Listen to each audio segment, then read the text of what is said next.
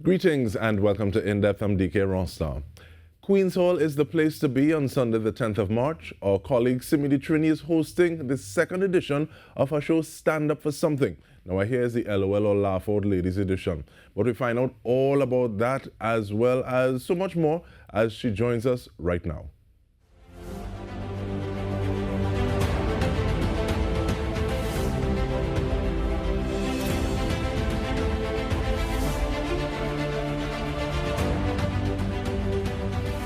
Thank you for making the time. Simmy, how are you doing? I'm good. Thank you for having me. Appreciated.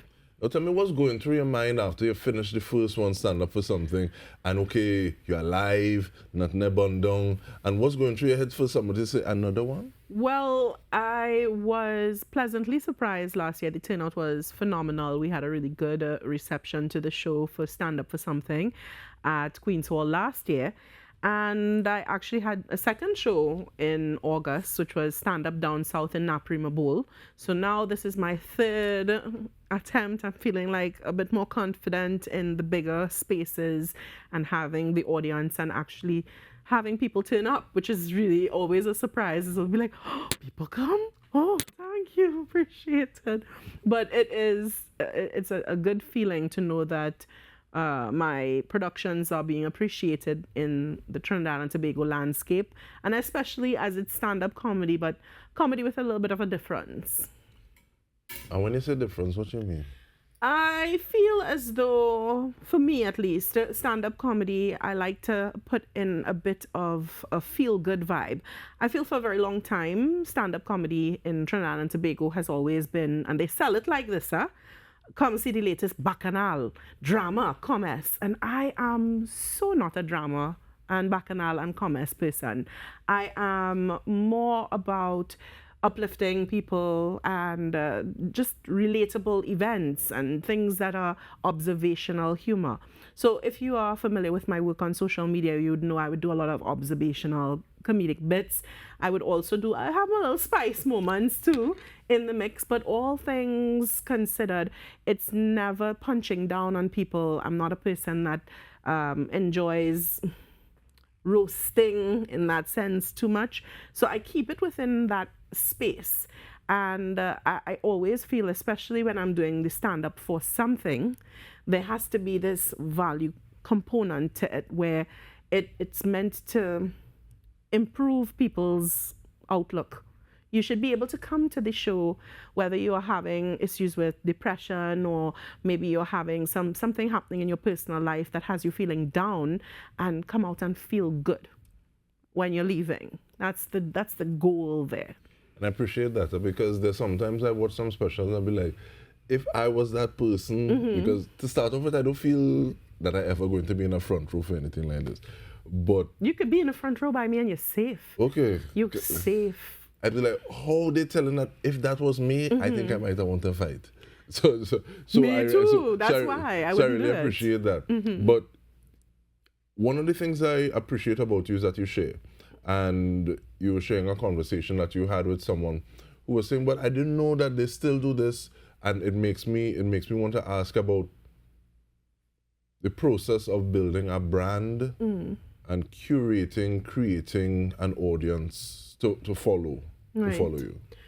Well, this is something a lot of people don't realize. It's 6 years now that I've been doing stand-up comedy. And I started off in smaller spaces like Kaiso Blues Cafe, Woodford Cafe, in Rain nightclub, in smaller spaces where there were 40 people maximum that you would have in the audience. And it took time to build between the live performances and my social media, where I'm very consistent and I show up and I share posts on a daily basis for people to become familiar with who I am and what I'm about, and being able to get that name out there to become a household name. You're absolutely right. I had this conversation recently where someone was saying they don't hear as much about comedians anymore, like John Agitation and Tommy Joseph and Sprang Lang. These were household names at a point in time in Trinidad and Tobago. And there's been a huge gap And I know it's a gap between the comedians that are household names from before I started doing stand up, and we have a whole new generation that people aren't entirely familiar with. We recently performed, well, I performed on Saturday gone at Laugh on the Avenue, which is my friends, my other comedic friends, their undertaking. And it's a whole new generation of comedians who are building their names, talking about people like Kevin Sawyer, Kwame Weeks, Kivo, Javel Jr. Lilimo. So you're hearing the names. You may see some of them on social media. You would probably have interacted with their material at some point in time, but it is a process for all of us. And all of us, we started around the same time, maybe 5 or 6 years ago. So it's just a continuous building that has to happen before all of us become household names again. And you spoke about social media. Is part of it the fact that the platforms may be a little different? So as opposed to say, okay, well, I need to go somewhere to see this person or to experience this, is it that some people who are in the know are able to see because they're on digital platforms before you're in physical spaces? Yes and no.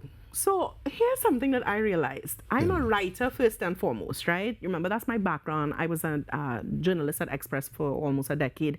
And most of my posts on social media have been comedic written posts. So people became familiar with me in this way.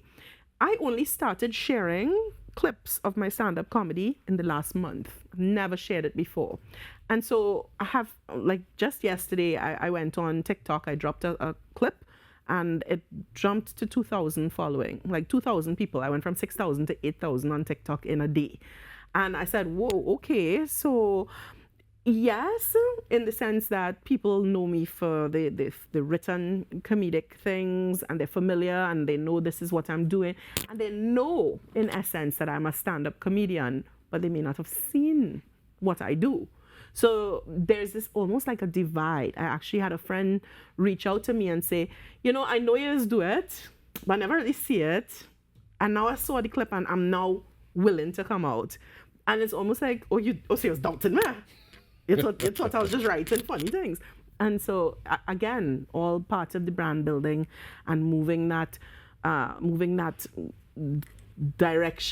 the direction where people become familiar with me, not just for the writing, but the actual performances. And in terms of those actual performances, what is it like moving from writing observational humor, and you may have your own sense of timing, you may have your own idea, okay, well, this hits, this doesn't hit, this is accessible, people laugh at this, and moving onto stage. And is it a matter of tweaking?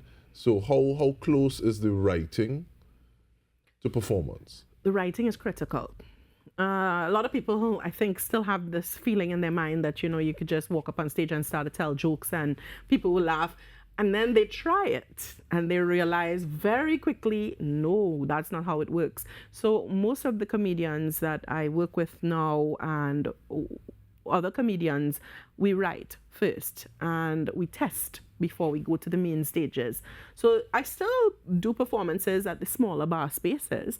You might see me popping up at an open mic here and there, and I might pop up at the open mic with my book, and I will test out a joke and see if people's reaction to it is good. Are people laughing? They don't like this, they like that. Am I getting groans? Is there silence? And do I have to go back to the drawing board? And then from there we prune. And then on the night itself, I actually have worked material, what we call worked material, that I can now put on an hour, because I'm doing 1 hour comedy sets. So I don't want to come on blank for that hour and be filling with things that have never been tested. Do you feel as though you get less chance to test and prune and whittle and fix because of the fact that everybody has this device? Not really. It's not been my experience that people come out to the shows filming us in the smaller spaces. Some people are very helpful, actually. They understand the process enough to know they might film a small bit of your clip, but they wouldn't put out your entire set. For me personally, I've never really experienced anyone putting out something from me when I'm testing in one of those smaller spaces. I may be wrong, but I've never seen it. So I would say for now, I'm comfortable with the smaller space and the testing and knowing that it stays there until I reach to the main stage to let loose. All right, well, we're going to continue and you're going to let loose in the second half because we're taking a short break. Stay with us. We're speaking with Simmy De Trini about a stand up for something. We come back with more.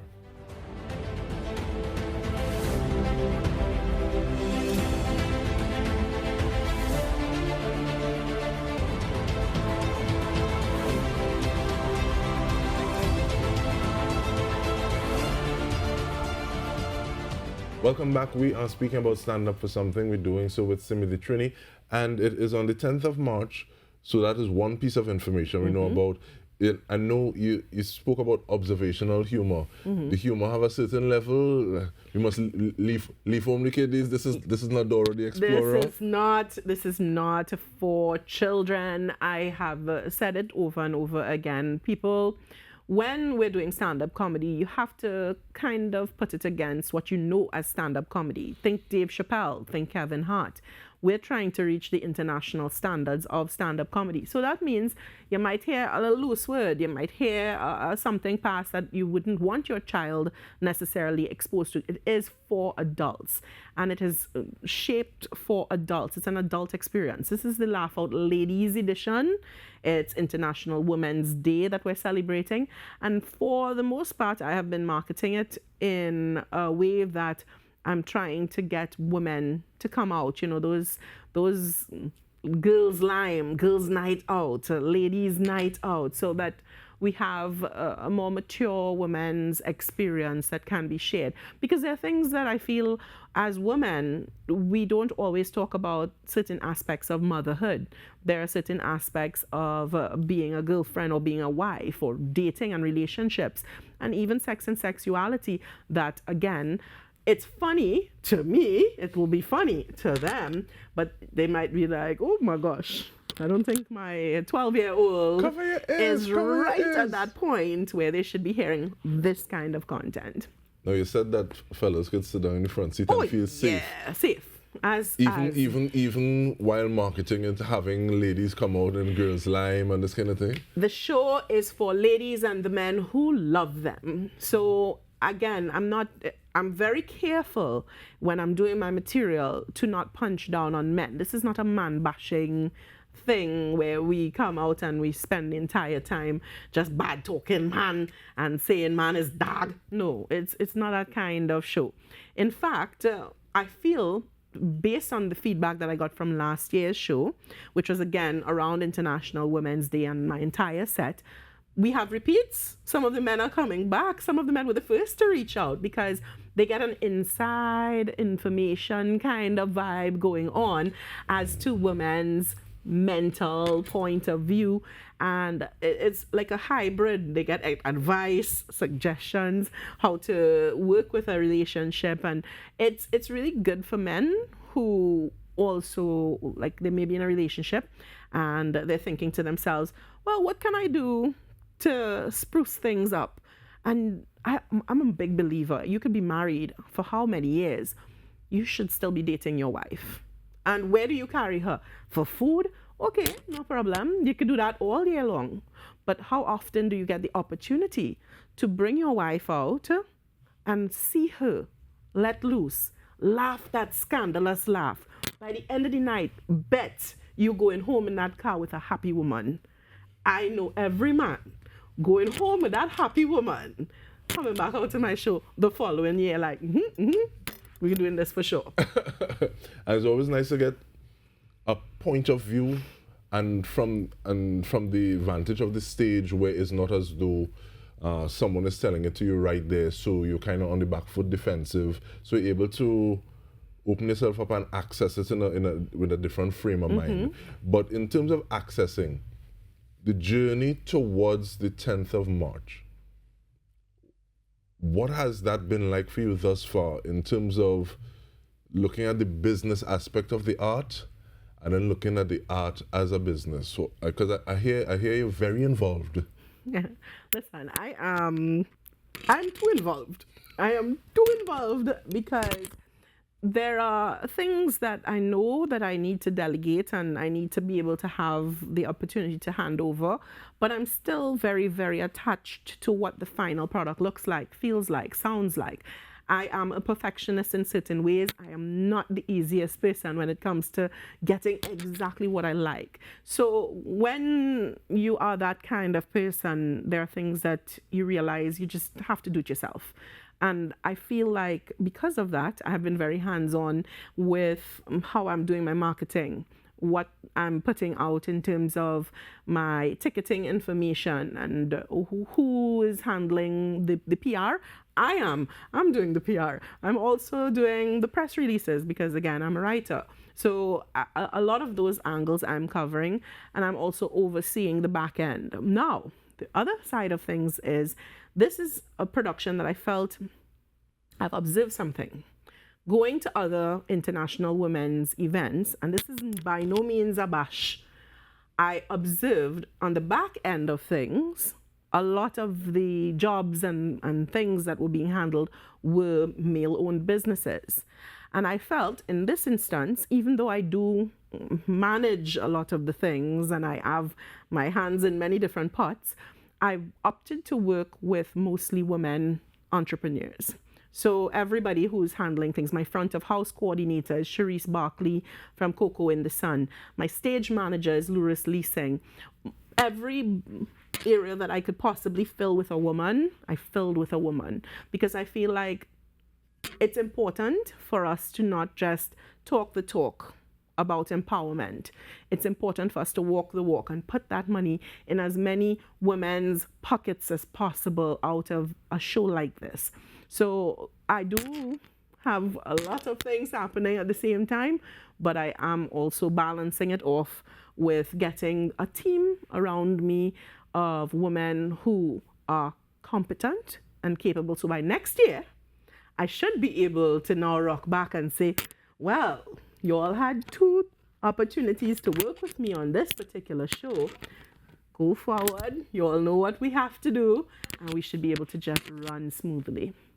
And in terms of running smoothly, we have about 2 minutes more, but I know you speak about Auntie Simmy likes to deal with mental health as well as paying it forward. Yes. So the last 2 minutes is yours. You can speak on those 2 issues or topics or anything else you want to help to wrap up on the convo. Well, I continue to do the Pay It Forward tickets. The Pay It Forward, let me explain, it's a community show in essence. So there are people who can't attend, but they understand what I'm trying to do and what I'm trying to build. So they would buy their ticket and tell me, Simmy, just give it to someone and pay it forward.